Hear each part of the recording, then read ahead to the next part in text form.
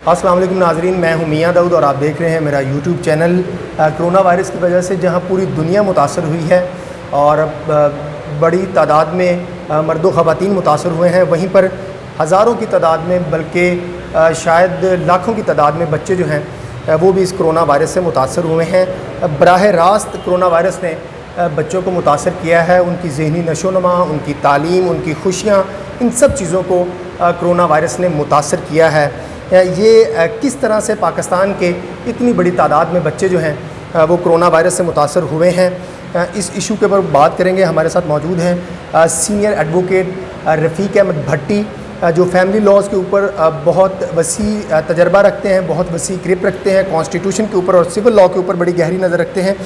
उनसे ये जानते हैं कि रफ़ीक अहमद भट्टी साहब, ये फरमाइएगा कि कोरोना वायरस की वजह से गुज़श्ता 3 माह में बड़ी तादाद में बच्चे जो हैं वो मुतासर हुए हैं। कैसे मुतासर हुए हैं बच्चे और उसके क्या असरात आप देख रहे हैं?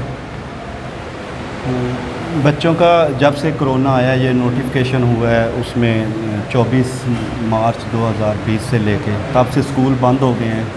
उसकी वजह से अभी तक बंद है।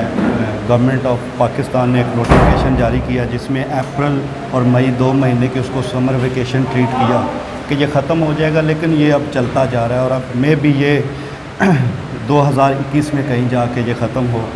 अब इसमें इशू ये आ रहा है कि बच्चों का एक तो तालीमी जो 1 साल है 1 ईयर, वो तो ज़ाया हुआ ही हुआ है, क्योंकि किसी के पास ऑनलाइन क्लासेस हैं, स्कूल में हो रही हैं, कोई फ़ी नहीं दे रहा, किसी के पेरेंट्स वो पे नहीं कर सकते और इस वजह से बहुत सारे जो बच्चे हैं उनके पास वो लैपटॉप भी नहीं है, वो भी नहीं है फैसिलिटीज़। तालीम की वजह से तो उनका 1 साल ज़ाया हो ही गया है, क्योंकि पढ़ना समझना किसी चीज़ को ये तालीम के लिए काफ़ी नहीं होता। उसकी नशोनुमा ग्रोथ के लिए घर से निकल के स्कूल तक जाना, वो भी एक स्कूलिंग होती है, ठीक है। उसके बाद जहाँ तक हमारा ये अदालतों का बच्चों की नशोनुमा और जो जिनके केसेस पेंडिंग है फैमिली कोर्ट में, गार्डियन कोर्ट्स में, उसमें ज़्यादातर मोस्टली जो केसेस होते हैं वो खुला के होते हैं, बच्चों के होते हैं, जिसमें ज़्यादातर बच्चों की मुलाकात के और मेंटेनेंस इसमें सबसे ज़्यादा जो मुतासर होते हैं वो बच्चे होते हैं, पेरेंट्स नहीं होते। मतलब कैसे मुतासर होते हैं?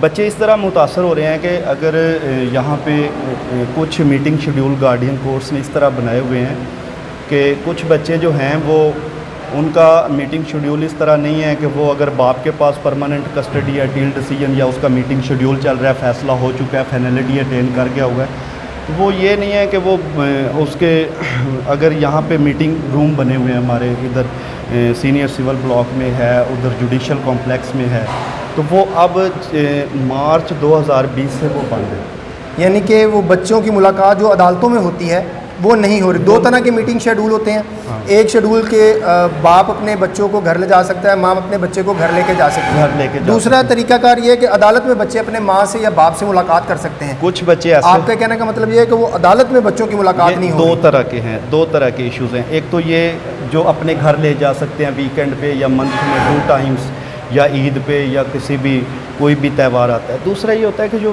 4 साल नॉर्मली 4-5 साल जो छोटा बच्चा होता है उसको कोर्ट्स अलाउ नहीं करती कि ये उनको छोटे बच्चों को अपने घर लेके जाएं, तो इसलिए उसका ऑल्टरनेट ये है कि यहाँ पे ना अदालतों में उनकी मीटिंग होती है, महीने में नॉर्मली 2 दफ़ा होती है और वो कोरोना वायरस की वजह से नहीं हो रही। वो मीटिंग रूम ही बंद है, बच्चे यहाँ पे आ ही नहीं रहे।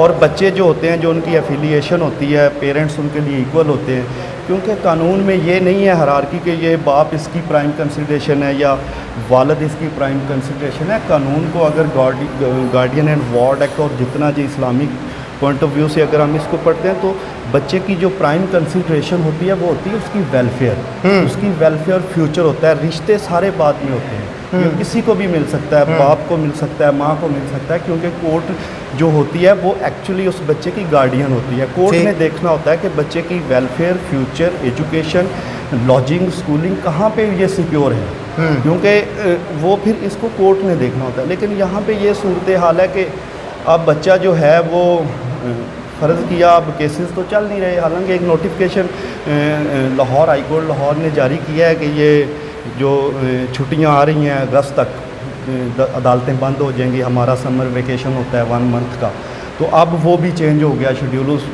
ये था नोटिफिकेशन कि आप इसको बच्चों के जितने गार्डियन केसेस 2020 से पहले के पेंडिंग हैं वो भी डिसाइड करें, अपील रिवीजन जो भी फैमिली, लेकिन वो तो होती नहीं। अगर मुलाकात नहीं हो रही तो बच्चों के केसेस कैसे डिसाइड होंगे? मसला ये नहीं है केसेस डिसाइडेड का। अगर बच्चों के केसेस डिसाइडेड हो जाएंगे तो वो तो आगे फ़ौरन हैं, अपील है, ऑनरेबल हाई कोर्ट है, सुप्रीम कोर्ट है। यहाँ पे इशू बेसिकली ये नहीं था। इशू ये था कि जो बच्चे हैं उनको सबसे पहले ये देखा जाए कि वो अनलकीली या जैसे भी है, या केस की नौयत ऐसी है, या कोई भी सर्कमस्टांसिस है, बच्चा माँ के पास है लेकिन उसकी एफिलिएशन अपने बाप के साथ है, तो वो अब 4, 5, 6 महीनों में वो स्ट्रेंजर है और एक बाप की मुलाकात नहीं हो रही, नहीं हो ही नहीं सकती, क्योंकि वो मीटिंग शेड्यूल चेंज होगा। अब ये तो देखना था, ये तो उसको ये चाहिए था कि वो शेड्यूल अगर कोई बने भी उसका कोई इंटरम एसओपी लेके आते कि ये बच्चे जो हैं, क्योंकि मीटिंग शेड्यूल तो बंद है यहाँ पे, मीटिंग रूम्स जो हैं जितने भी वो बंद हैं। आप अपने बच्चे को वालद को दे दें, उनसे जो भी है श्योरिटी ले लें, वालदा से ले लें, वो अपने बच्चों को 1 दिन 2 दिन के लिए मैं आपको थोड़ी सी मुदाखलत करूँगा। अगर मीटिंग शेड्यूल नहीं हो रहा, बच्चों की मुलाकात नहीं हो रही, तो फिर इसका मतलब ये है कि बच्चों के लिए जो खर्चा मुकर्रर किया जाता है वो भी नहीं अदा हो पा रहा हो। ऐसे भी कोई वाक़यात आपकी नज़र में, ऐसे भी कोई केसेस आपकी नज़र में आए हैं? बहुत सारे केसेस ऐसे आए हैं। बेसिकली ये 3 तरह के इश्यूज़ हैं। एक तो ये इशू है कि जो बच्चा है उसको अपनी ग्रोथ चाहिए, उसको डेली जो है जो उसके इश्यूज हैं वो उसको चाहिए, बिल्कुल ठीक वो है। बच्चा वालिद के पास है, वालदा, दादा दादी, नाना नानी किसी के भी पास है। एक उसका जो बेसिक है वो तो मेंटेनेंस का है, जो मेंटेनेंस है वो तो यहाँ पे बच्चों को मिल ही नहीं रहा। अदालतें अब तो कोई कोरोना वायरस की वजह से मिल नहीं रहा, तो अदालत ऑर्डर जारी करे। वो देखें, अब कोई ना स्ट्रिक्ट ऑर्डर हो रहा है, वो क्यों नहीं हो रहा? वो बस इस वजह से कि ये कोरोना की वजह से बच्चे नहीं आ रहे, इग्नोर हो गया सारा। ये जो सोसाइटी का जो क्रिटिकल इशू था ये जो है इसको इग्नोर कर दिया। हालांकि ये था कि इसमें कोरोना की वजह से साहब अदालत को चाहिए, अदालत वारंट निकाल दे उसके। देखें, इसमें भी आगे इशू आ जाता है कि फ़र्ज़ किया कोई फादर है, अगर वो उसकी गवर्नमेंट जॉब है तो ये कोर्ट ने अपनी फ़ाइल में देखना होता है कि ये गवर्नमेंट जॉब है, ये सैलरी मैन है, इसको कोरोना ने इफेक्ट नहीं किया। कोर्ट उसके साथ जो है स्ट्रिक्ट ऑर्डर, पिनल ऑर्डर कोई भी पास कर सकती है कि आप मेंटेनेंस लेके आएँ। ठीक है। अब ये है वो भी एक्सप्लॉइट कर रहे हैं बच्चों को, वो पैसे नहीं दे रहे।